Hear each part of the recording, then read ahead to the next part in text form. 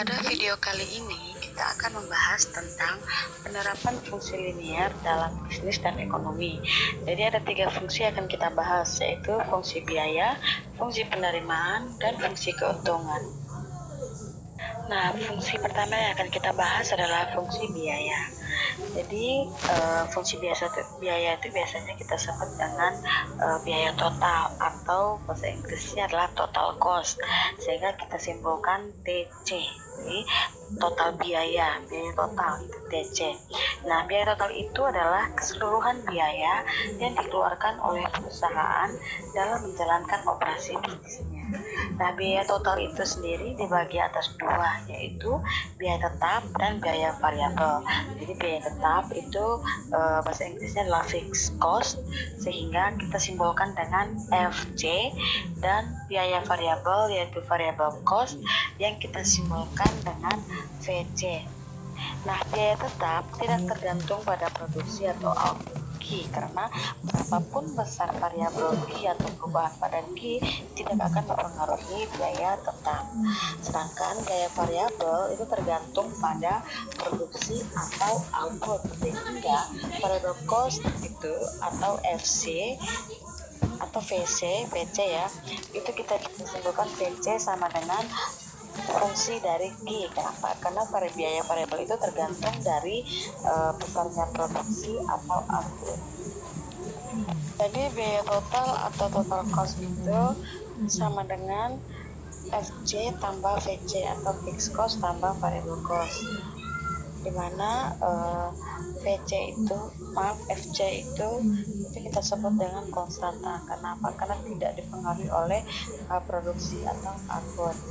Nah, contohnya TC sama dengan 150 tambah 500K, tapi yang variable cost-nya itu adalah 500K, karena besarnya variable cost tergantung dari produksi output yang Q, dan fixed cost itu sebesar 150 karena fixed cost itu adalah konstanta. Nah, kalau fixed cost itu misalnya biaya telepon, biaya listrik, biaya air. Sedangkan kalau biaya variabel itu biaya bahan baku, biaya gaji pegawai, biaya berdasarkan produksi. Jadi misalnya untuk menggoreng pisang, kalau kita buat usaha pisang goreng ya, maka yang menjadi biaya variabelnya ya seperti pisang, terus kemudian minyak goreng.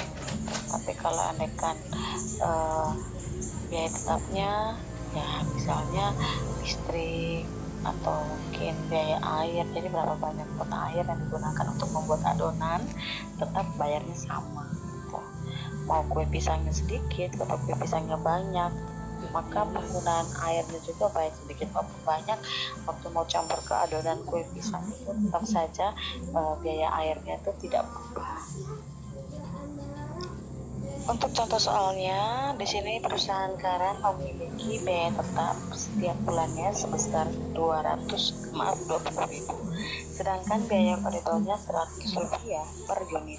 Nah, kita akan menentukan fungsi biayanya, terus kemudian kita akan menentukan berapa besarnya biaya tetap dan biaya variabel jika produksinya sebanyak 500 unit, dan bagaimana kita menggambarkan kurvanya.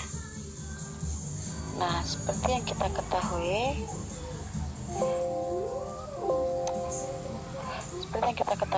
fixed cost-nya ya tetapnya Rp20.000, fixed cost Rp20.000, dan variable cost-nya adalah Rp100 per unit. Jadi persamaannya 100K.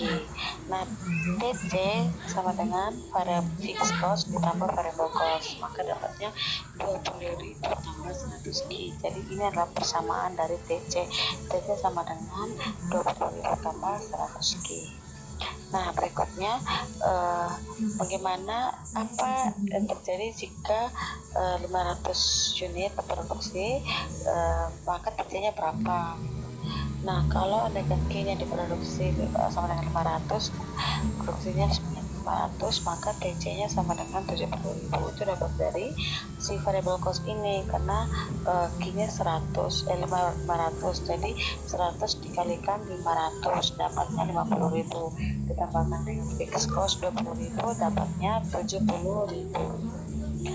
Nah, untuk gambarnya, gambar yang pertama itu adalah kita akan mencoba menggambarkan fixed cost. Jadi fixed cost ini gambar kurvanya adalah mendatar. Kenapa?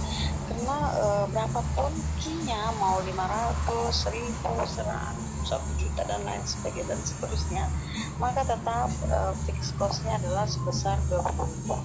Sehingga gambar grafiknya dari secara garis mendatar. Kemudian untuk variable cost, di sini variable cost itu tergantung dari berapa besar yang diproduksi ya. Jadi jika Q-nya 0, maka variable cost-nya adalah 0. Dapatnya dari 100 kali 0 ya, hasilnya 0. Maka titik potongnya untuk variable cost itu 0,0. Nah, berarti di sini nih 0,0. Nah, kita akan mencoba untuk mencari kira-kira titik yang lain itu yang berapa. Jadi ini sampai tak terhingga ya titik-titik yang dilalui oleh variable cost. Tapi kita mengumpamakan atau mengasumsikan bahwa jumlah yang diproduksi adalah 500. Apa yang terjadi? Maka jika Q-nya sama dengan 500, maka variable cost-nya adalah 50.000. Dapat dari 100 kali Q, 100 kali 500 dari 50.000. Nah, di sini titik potongnya. Titik potongnya 500 dan 50.000 di sini. Tarik garis lurus hingga membentuk variable cost sama dengan 100 Q. Nah, berikutnya untuk gambar total cost. Total cost itu kan persamaannya adalah 20.000 ditambah dengan 100 Q. Jika Q-nya 0, maka total cost-nya 20.000. Berarti di sini dipotong pertama. Tidak di 0 ya, tapi di sini 0,20.000 untuk titik potongnya. Nah, jika TC-nya adalah 500, ya, jadi sekali lagi jumlah produksi yang dilalui oleh kurva ini tak terhingga. Bisa saja saya pilih 100, 1000. Jadi ada yang masih bertanya, kenapa sih bisa 500? Nah, karena saya mengasumsikan saja teman-teman dari Q yang awal, yaitu jika Q yang diproduksi adalah 500. Kalau teman-teman mau mencoba dengan titik potong yang lain, misalnya Q 100 atau 20 atau 1 juta juga bisa. Tapi di sini saya mengasumsikan jika Q-nya sama dengan 500, maka TC-nya adalah 70.000. Berarti titik potongnya adalah 500,70.000. Jadi di sini potongnya terus ditarik garis lurus dari yang 0,20.000 tadi ke atas. Jadi ini terjadilah persamaan kurva untuk total cost. Setelah fungsi biaya, yang berikutnya adalah fungsi penerimaan. Nah, penerimaan yang dimaksud yaitu pendapatan atau pemasukan bagi suatu perusahaan karena telah menjual produknya, baik barang maupun jasa, kepada pembeli. Nah, penerimaan di sini kita simbolkan dengan TR atau total revenue. TR itu juga dapat dari harga jual dikalikan dengan jumlah produk yang terjual, sehingga bisa kita simpulkan bahwa total revenue atau pendapatan atau penerimaan ini sama dengan fungsi dari Q. Contohnya, perusahaan garam menentukan harga jual produknya sendiri yaitu senilai Rp200 per unit. Jadi kita akan mencoba membuat fungsi penerimaannya dan berapa total penerimaan bila barang yang terjual sebanyak 200 unit, dan kita juga akan mencoba menggambar grafiknya. Seperti yang kita ketahui, TR tadi sama dengan harga kali jumlah kuantitas atau total revenue sama dengan price dikalikan dengan kuantiti, sehingga dapatnya 200 Q atau 200 kali Q. Nah, tadi di sini soalnya berapa sih total penerimaan bila barang yang terjual sebanyak 200 unit. Jadi jika Q-nya 200 unit, maka TR-nya sama dengan 200 kali 200, dapatnya 40.000. Jadi total penerimaan jika barang yang terjual itu sebanyak 200, maka total penerimaannya adalah 40.000. Nah, untuk gambarnya dari persamaannya kan tadi TR sama dengan 200 Q. Jadi jika Q sama dengan 0, maka TR-nya adalah 0. Jadi titik potong pertama 0,0. Di sini ya 0,0.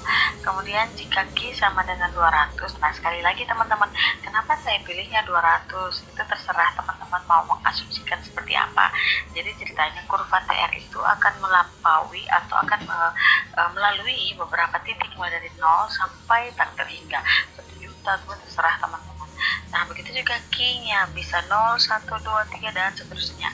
Jadi di sini sekali lagi saya mengasumsikan Q-nya 200 karena biar sama dengan soalnya yang sebelumnya, yaitu jika Q-nya 200 terjual gitu. Nah, tinggal teman-teman kalau mau mencoba dengan Q yang lain juga boleh, silahkan.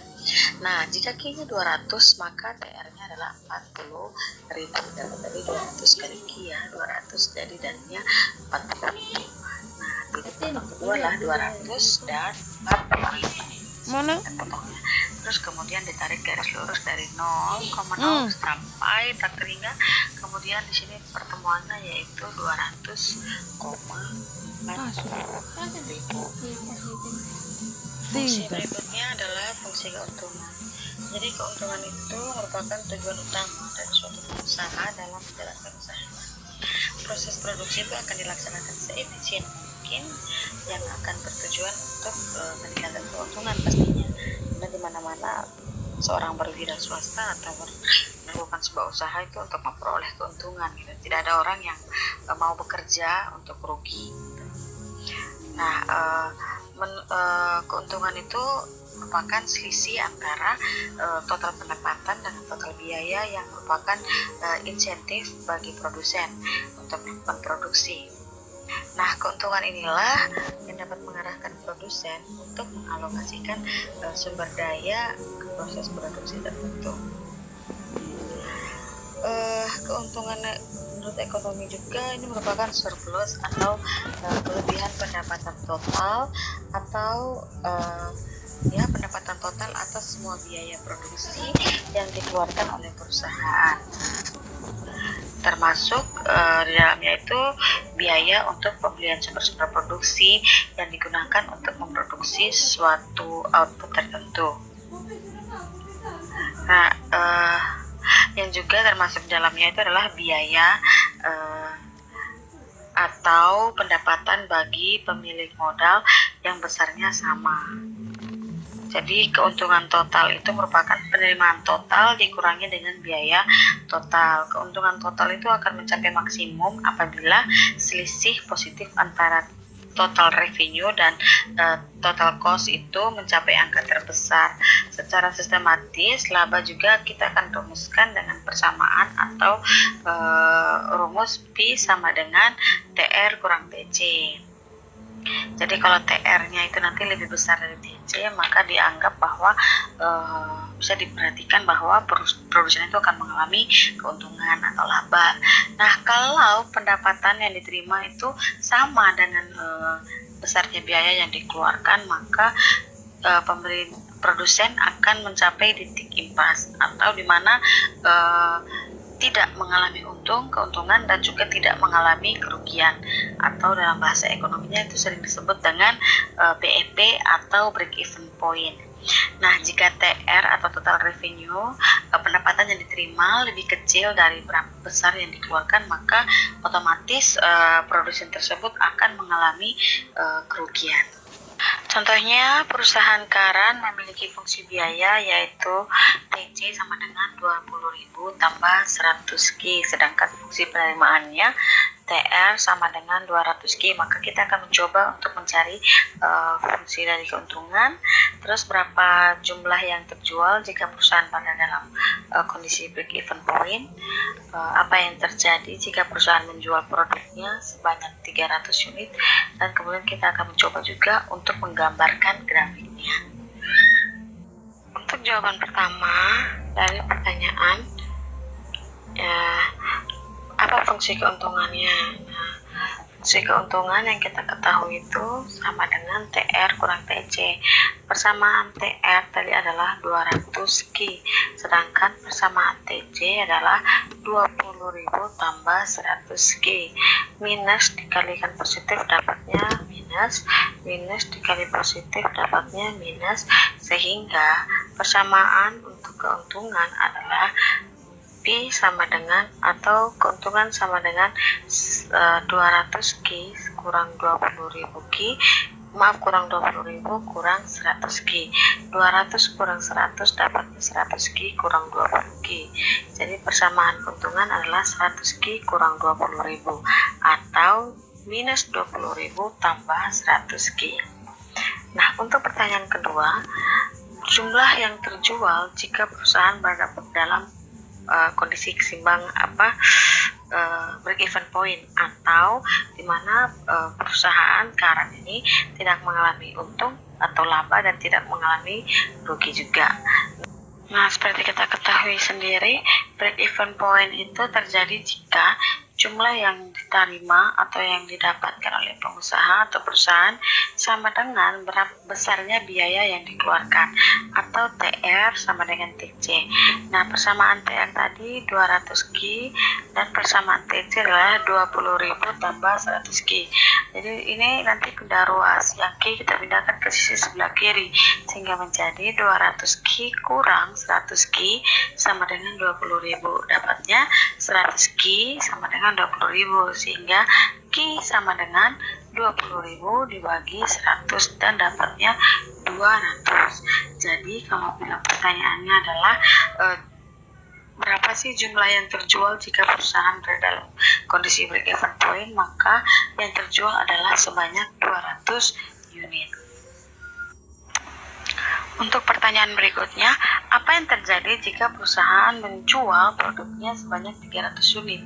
Nah, dari keuntungan ini, dari persamaan keuntungan, kita akan mencoba menghitung apakah yang terjadi jika dijual sebanyak 300 unit. Jadi, keuntungan sama dengan minus 20.000 tambah 100 kali 300. Karena jika Q-nya 300, maka keuntungan yang diperoleh adalah 10.000. Jadi kalau perusahaan menjual 300.000, maka keuntungan yang diperoleh adalah 10.000. Nah, untuk gambarnya sendiri teman-teman, kita sudah coba gambar untuk TC dan TR pada presentase sebelumnya, slide sebelumnya. Seperti ini untuk persamaan TR dan ini untuk persamaan TC-nya. Nah, kalau digabungkan menjadi satu, teman-teman, hasilnya akan menjadi seperti ini. Nah, perusahaan akan mengalami tidak untung dan tidak rugi jika memproduksi barang sebanyak 200 unit. Nah, jadi kalau perusahaan mau rugi, silahkan perusahaan memproduksi barang dengan jumlah lebih sedikit dari 200. Jadi kalau ada kan perusahaan sebanyak 199 unit, maka perusahaan akan mengalami kerugian karena ini adalah area rugi dan ini adalah area keuntungannya.